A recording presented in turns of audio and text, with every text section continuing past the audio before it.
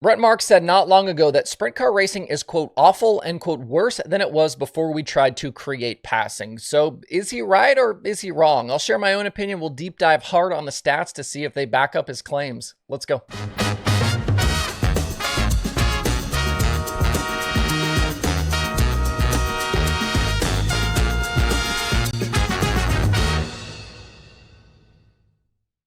It's Thursday, September 19th. I'm Justin Fiedler. This is DIRTRACKR Daily presented by Kubota Genuine Parts. The Four Crown weekend at Eldora Speedway starts tomorrow. 2 nights of high-limit sprint cars and all 3 USAC National Divisions. Going to be a great 2 days of racing. And if you're going to be in town, make sure to stop by the Whistle Stop and grab something good to eat. It's just a 7-mile ride straight south of the racetrack to Ansonia. If you cross the train tracks, turn around. You have gone too far. You can get breakfast, lunch, dinner, pizza, and they've got a full bar so you can enjoy a nice adult beverage while you're there. Andrew and his staff, they do a great job. So if you stop in, make sure to tell them that I sent you. If you want to ride a little bit further south, head to Sure Shot Tap House in Greenville, Ohio. It's a great place to eat, drink, and play. We've got a full menu plus all sorts of adult beverage options on tap. Those are self-pour taps. Plus, they've got the Bullseye Game Lounge upstairs. It's got duck pin, bowling, and 24 arcade games. When you're not at the track, keep yourself fed and entertained with these 2 establishments, the Whistle Stop and Sure Shot Tap House. Thanks to them for their support of Eldora, this show, and of dirt racing. Going back almost 2 weeks ago, there was a Brent Marks social media post about the current state of sprint car racing and the quality of shows we are seeing this year. I didn't comment about it at the time because I wanted to see how the response to Marks' post played out, and I wanted some time to dive into the numbers and see what some of the stats have to say. In that post, Marks said that he thought sprint car racing had gone backwards since 2023, and he, quote, realized how bad sprint car racing actually is right now. He went on to say, quote, I've watched so many races since the beginning of the summer, and 98% of these events, the quality of the entire show is just awful. Worse than it was before when we tried to create passing, unquote. He didn't mention any specific reasons or possible fixes, but he did bring up the rules package and going back to older packages. Looking back over the past few seasons, the only things that have really changed in sprint car racing are the new sprint car tires that debuted early in 2023, and this season's change to the 1-inch wicker bill. So when he's talking rules, this has got to be what he's referring to. And for full context, which is important here, Mark's post came the day after those miserable track conditions at the Tuscarora 50, where the track rubbered around halfway. He pointed towards seeing videos of people leaving port during that feature of proof of how bad it's been in sprint car racing. But to be fair, that's not proof of how bad sprint car racing is. That's an isolated situation where track conditions went sideways and the Port Royal folks acknowledged they screwed up. There have been record crowds this season at the Ironman at Peevely, plus Outlaw shows at Weedsport in Jacksonville, Volusia, Cannondale, 81, plus High Limit at Skagit, and that's just what I could find with a quick Twitter search.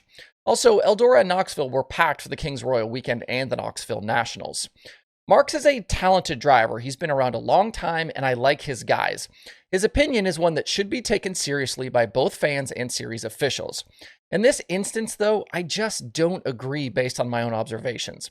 I've watched a crap load of racing, especially the last 5 years, and even anecdotally, I don't feel like all that much has changed. You're going to have nights that suck. You're going to have some bangers. That's been the case this season. I don't believe it's better, but I don't believe it's worse either. And jumping into the numbers, I looked at World of Outlaws results the past 3 seasons, and we'll get into some high-limit stuff as well. 2022 was before any of these changes. 2023 was the new sprint car tire, and then this season it's been the 1-inch wicker.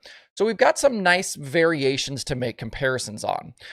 We had 74 Outlaw races in 2022, 76 last season, and we have 58 so far in 2024. Where possible, I'll try and kind of give standardized info with the numbers so we can have accurate comparisons among the 3 years. So first up is lap leaders. 32 in 2022, 30 in 2023, and 26 so far in 2024. We're actually on pace this season to have more lap leaders than we did in 2022 before any of these changes. So then what about race winners? 18 different race winners in 2022, 20 in 2023, and 16 so far this year. Again, if you take averages, on pace for more this season. And to be clear, I'm not saying we'll have more this year, just that at the moment we are ahead in terms of those averages. Next up, I've got the number of features with multiple lap leaders. You hear all the time about how guys just get out front, they run away with these races, but that's not really true. Races with multiple lap leaders, 51 in both 2022 and 2023. So far this year, 38. This one is off just a touch from the previous 2 seasons. The best was 2022. We're down just a few percentage points there so far this season.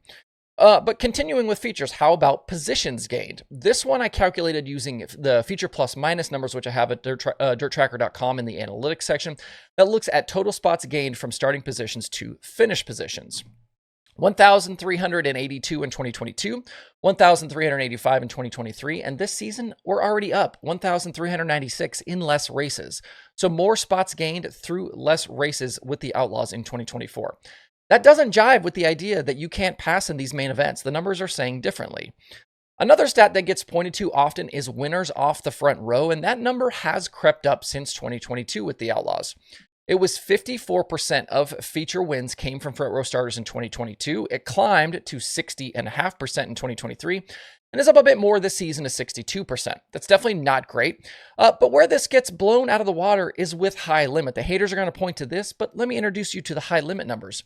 If tires and wickers are creating worse racing out front, then how do you explain that high limit in 47 features this year has just 38% of wins coming off of the front row?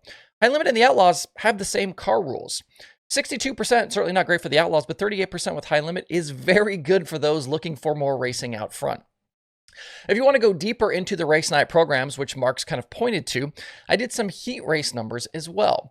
90% of heats here won off the front row in 2022. It's been 92.8% each of the last 2 years. So it did rise in 2023, but no difference with the wickers versus the new tires in 2024. Passing in heats also doesn't seem to be tougher. Using that same plus minus calculation I used for features, total heat race position changes for 2022, 660. It dropped to 619 in 2023, but things have ticked back up again for 2024. We already have 574.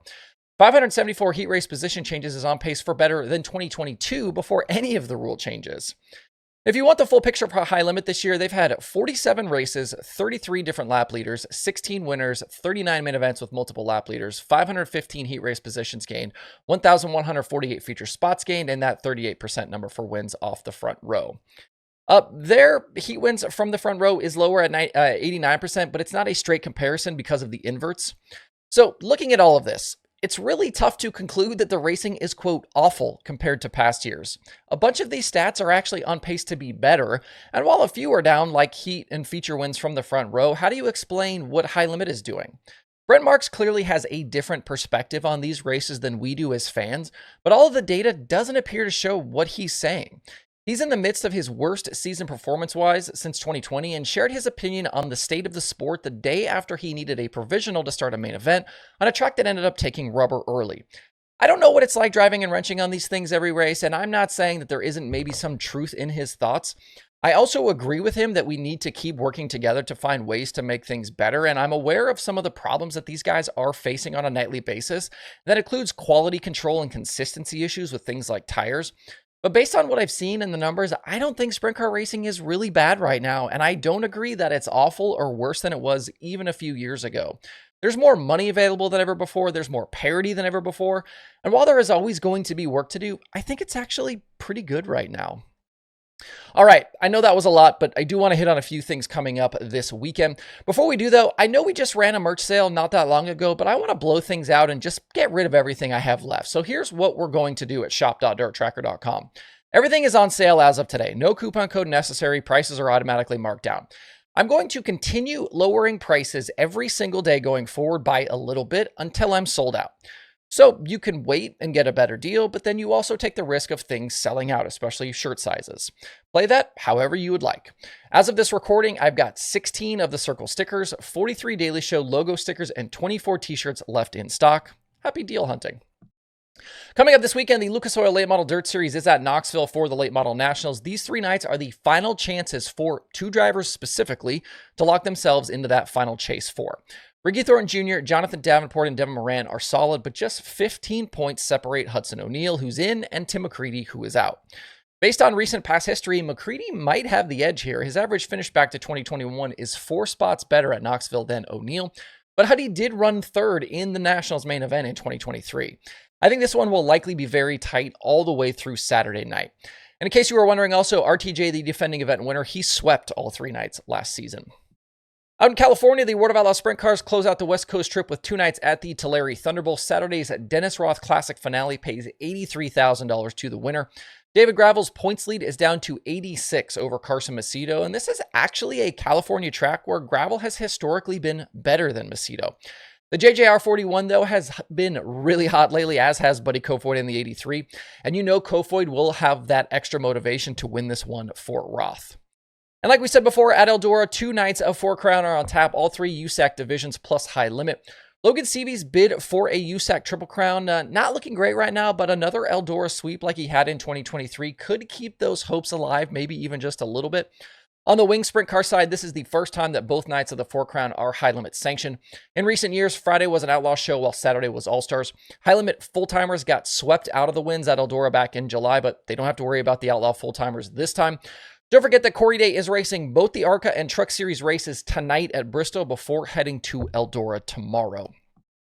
Elsewhere, there's a ton of local and regional action happening over the next several days, including season finales for a lot of racetracks.